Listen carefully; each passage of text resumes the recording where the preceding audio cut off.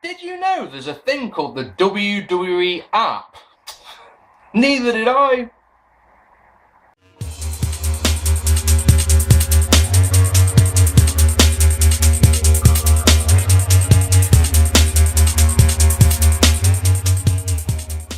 Hello ladies and gentlemen, welcome to some more Raw thoughts. Still haven't broken me yet. It's the go home show for WWE Extreme Rules, which is this Sunday. So this show's going to be fucking awesome, isn't it? We're live in Tulsa, which is good because they didn't even tell us where we were last week. Right, before I go on, there's a couple of things I need to say. Right, the first things first, I am doing DDP yoga at the moment. I've been doing DDP yoga for 5 weeks now. A couple of people have asked if I could review it.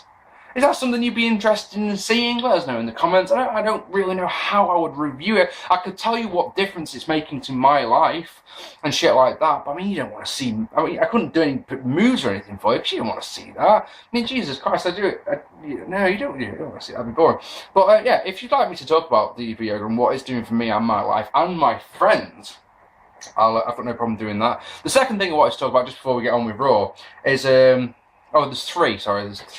Second one, inbox has been blown up this last couple of weeks with requests for me to do a video on Sean's View Entertainment.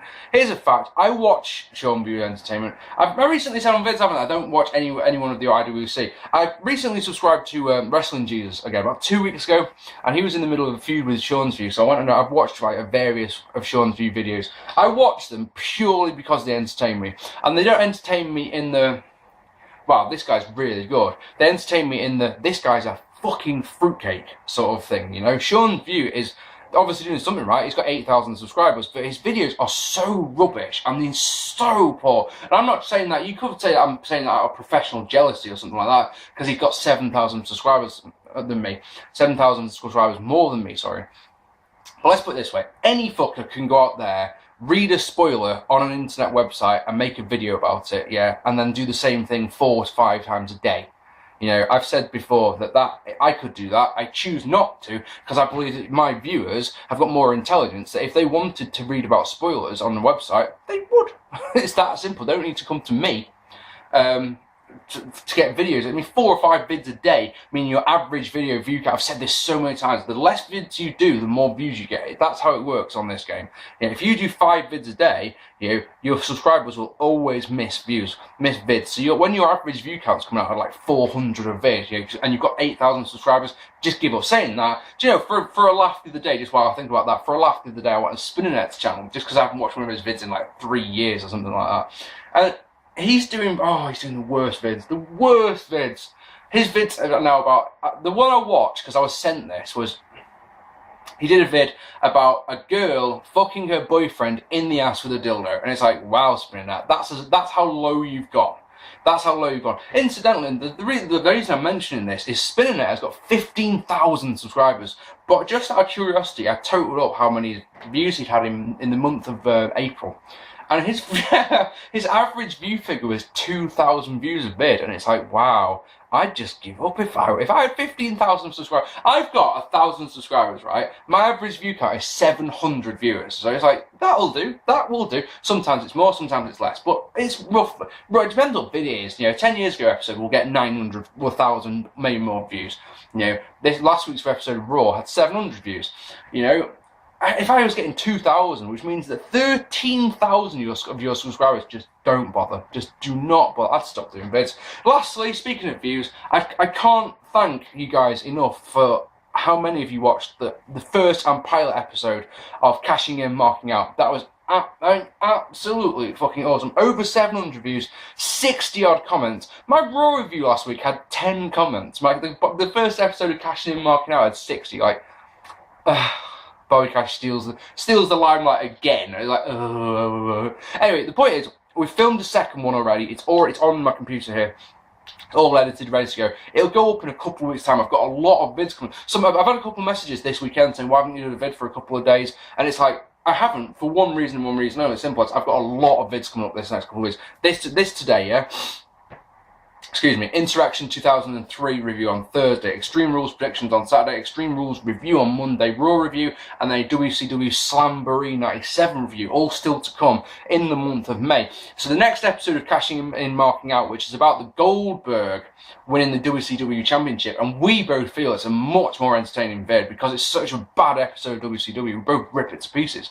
So that'll be up in early June, alright? Don't worry about that one. So we go with Raw, because I've talked for ages. This Raw is fucking garbage. We'll go through this one as fast as we can because I've got better things to do with my time, like some DDP yoga, for example. Oh god, they start off with the dance-off. You're expecting this one to be in the second hour and you're expecting this one to be fucking awful. This segment goes 20 minutes. They both cut promos. They go to dance. Fandango wants silence. He goes to dance again. His girl, Summer Rae, I think it is. She's one of the divas in NXT. She falls down with an ankle injury. Oh no, I'm a babyface, therefore I must be concerned, says Jericho, and goes over, makes sure she's alright, and gets attacked from behind, gets beats, and then more beats, and then some more beats, and then they get beats on the outside, and then he gets beats with some wood.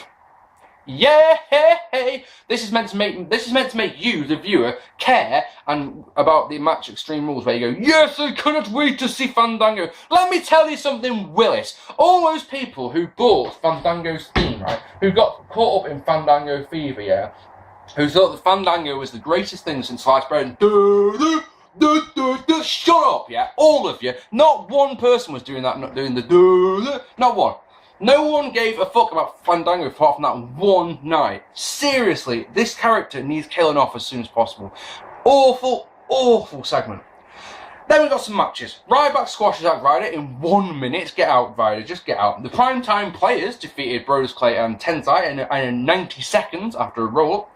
Teddy Long announced that Dolph can't compete at Extreme Rules because of a concussion he suffered last week. Before he can tell us his plans, AJ, Big E and Zeb argue, so basically Teddy Long makes it Swagger versus Del Rio in a normal contendership match, Extreme Rules. Whoop-de-doo. And then, get this right, the Biggie Langston has to face either Swagger or Del Rio tonight, and the fans get to choose via the WWE app. Woohoo! Yay. Oh, the app. I'm going to hear a lot about the app tonight, I'm afraid, guys. As Kofi Kingston defeated some guy, it's Damien Sandow, in 2.5 minutes. Well, hey, long-ass matches tonight, yes. Before this match, we're told that Dean Ambrose will take on Kofi Kingston for the United States title at Extreme Rules. Now, you've got one of two things here. Either Kofi has only just won it, so surely he's not going to lose it, but at the same time, if both Kofi and Antonio Cesaro have proven that you don't want to be the United States champion, it's not a nice thing to be. So, me. Anyway, hey, the champion wins here, so that's a good thing. But the problem is that the announcers spend more time talking about snails and comics other than the match. So, meh. Trouble in Paradise gets one. They talk about a strap match. They talk about, they show footage of the JBL versus Eddie Guerrero strap match from the Great American Bash in 2004, which is a good way to build up the strap match. Mark Henry comes out, oh god, he wants to talk about the said strap match. And we see last week, Henry pulling, we see on Raw, and we see, him whipping with the belt. Then we see some footage from SmackDown of Mark Henry pulling some trucks, which is impressive if it wasn't on a tape show. If he did it on Raw, right, I'd be more impressed, right? Because they can put gimmicks in and things to make it so that he's not actually pulling it. I remember a couple of years ago they did Big Show pushing over a truck, and he couldn't get over, so they had to jack it up. Because it was a tape program, it's on SmackDown, so they could just tip it over, It's one of those things that, if it was on Raw, I'd be more impressed. Anyway, Jesus Wept, this segment goes on and on and on. He talks and talks and talks and talks, puts a strap on Josh Matthews and bounces him around the ring, and then Sheamus comes out and talks and talks and talks some more, and then he talks some more. He's got his own strap, he gets in the ring, whips Henry once with the strap, and then Henry fucks off like the coward that he is. And you're like, really, this booking for this feud has been so fucking weird. It makes no sense whatsoever, the booking of this one. Because you've had Mark Henry come across as Sheamus has come across as just a butt hurt, as you Americans would say. He just looks like he's been a sore loser. And Mark Henry's looked like, made me go, yes, I want to see this. And remember last week I did the review and I said that I want to see this match now? Yeah, don't care now. Don't care at all. Randy Orton defeated Antonio Cesaro. Obviously, because why wouldn't he? The announcers spend so much time talking about the WWE app in this one. Apparently you can see Big Show in the back on the app. Don't care. Just don't. I don't have an iPhone. I've got a Nokia N8 that I'm talking to you into now. It's due for renewal in September, and I'm sure as folk not going to be getting. Yeah, if I do get an iPhone, won't be getting the WWE app because I just don't care. The other thing about the app, can I just say something about the app, right? Can I just say, how does USA feel about the app, right? Because USA pays, so advertisers actually, now think about it, these advertisers pay a lot of money to advertise during Raw, alright? Raw draws a lot of people to watch it, yeah? So I wonder how USA and these advertisers are feeling by basically them WWE saying to you, the fan, don't watch those adverts, you have to mute your TV, yeah? And bring up the app, and you can keep watching WWE, so you're not even having to look at that, like, wow, that, I don't know, for me, from a business point of view, that's just stupid. That's really, really daft. And I seem to remember a couple of years ago they used to do shit like this on the WWE.com, didn't they? Yeah, the action would stop, but for a commercial break, but it continued during the commercial break on WWE.com. I remember watching that as well. Actually, now I think about it, I would have my laptop on my table in front of me with WWE.com open, so that the moment the match, when it's commercial, it just pop up and the match continues. Oh, right, cool, and then we go back to that. And they stopped doing that for some reason, which I'm going to assume is because the advertisers kicked off. I'm rambling, blah blah blah. Orton went to the RKO, yada yada yada. Miz defeated Heath Slater. Miz is on the pre-show, instantly Extreme Rules, taking Cody Rhodes, which is nice. On which that match is on the app. Hey, why would you watch this match? You could watch this match, yeah, or you could have your app and you could watch Wade Barrett talking about Miz. Whoop-de-doo! Miz wins with a figure 4. And then in what was probably the best match of the night, and they're probably about it, this is Cena, Daniel Bryan and Kane defeated the Shield by disqualification. According to WWE Mag, my friend Dan showed me this last week, whatever Dan is. According to WWE Magazine, John Cena is the king of Extreme because he never lost at the Extreme Rules pay-per-view. That's just bad, man. That's just bad. They talk about the app so many times in this match, it's unbelievable. Ryback watches the match on the app. Why would you watch this match when you can see Ryback on the app? Why would you care? I mean, this match goes 25 minutes, believe it or not. It's elimination rules, so Kane is disqualified after using part of the announce table on the outside. Daniel Bryan is the most over of the three babyfaces by a country mile. People believe in his near falls. He does a missile drop kick that people get behind. Like, yep, that could realistically be the three. But he gets eliminated after the Bulldog driver thingy by Ambrose as we shield the app something rotten. Joe, I'm surprised they didn't actually show us how to install the app, because that's one they've been doing recently, haven't they?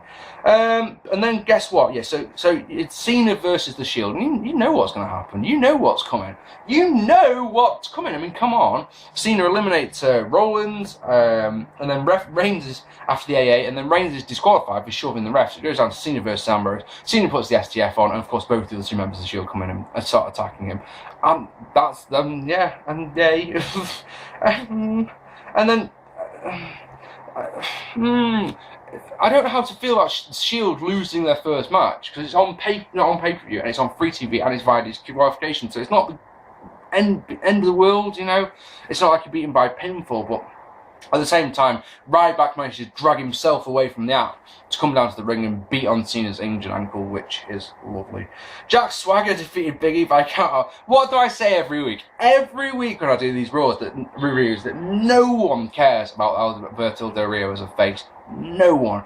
And if that point isn't proven tenfold, yeah, by the fans with their fucking app. Going, I don't want to watch AD, I want to watch Jack Swagger. Heel versus heel.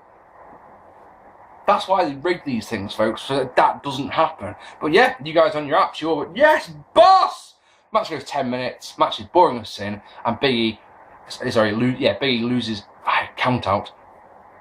It really makes me think, yes, Swagger's going to win when we go to Extreme Rules. ADR comes out, wants to lay in some beats to Swagger, no one gives a fuck, there's no reaction at all for Del Rio. This boy needs to turn heel, back to heel as soon as he can.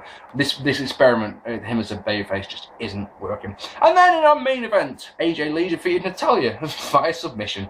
Yay, can I turn the shit off? Oh no, you can't, because Chris Jericho's in the back with Matt Striker. 2.5 hours, after the bullshit dance-off, he's vexed. It's like, why wouldn't you cut this promo earlier on? Oh, and then with 17 minutes left, Triple H makes his way to the ring, and I've got to say, at this point, I was just like, please, can I turn this off? I've got so much more important things to do today. Throughout the show, we've been seeing various moments of the build, of all the things that have happened over the last year between Triple H and Brock Lesnar, and I genuinely don't give a fuck. The cage is lowered, Triple H comes out, he talks about being in the cage, and it really is, this promo is just blah, blah, blah, blah, blah, can we get on with it? Get to the point, get to the point, get to the point. Brock Lesnar gets in the cage and gets beaten up and launched out of it, and that is, that's that. And it really is one of those, oh, thank fuck for that, that's over.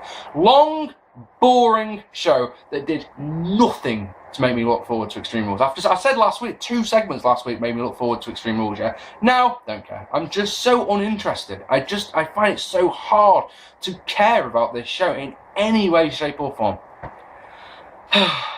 And that's that. Don't worry, not broken yet, but we'll get things, that dance off. Who put that on not only did they think, right, we need to do this dance off, who thought we should put this dance off as the first thing? Sure, the only logic to put it on as the first thing on this show, yeah, was, get it out of the way. Ladies and gentlemen, I hope you've enjoyed this. I haven't. I've enjoyed doing this video for you guys, but watching this Raw is hard. I'm going to go now, literally, I'm going to go and upload this video as soon as this is done. I'm going to finish off Insurrection 2003, which will be up on Thursday. And well, once again, thank you very much to everyone who watched Cashing In Marking Out. That's absolutely awesome. We'll do many more of those, because if you get the same sort of viewer figures, then we'll be doing loads more of those. Don't worry about that. And I've been Mark P. Hit that subscribe button and the like button if you haven't. Leave me a comment, because I read them all. And take it easy, guys. See you in a bit.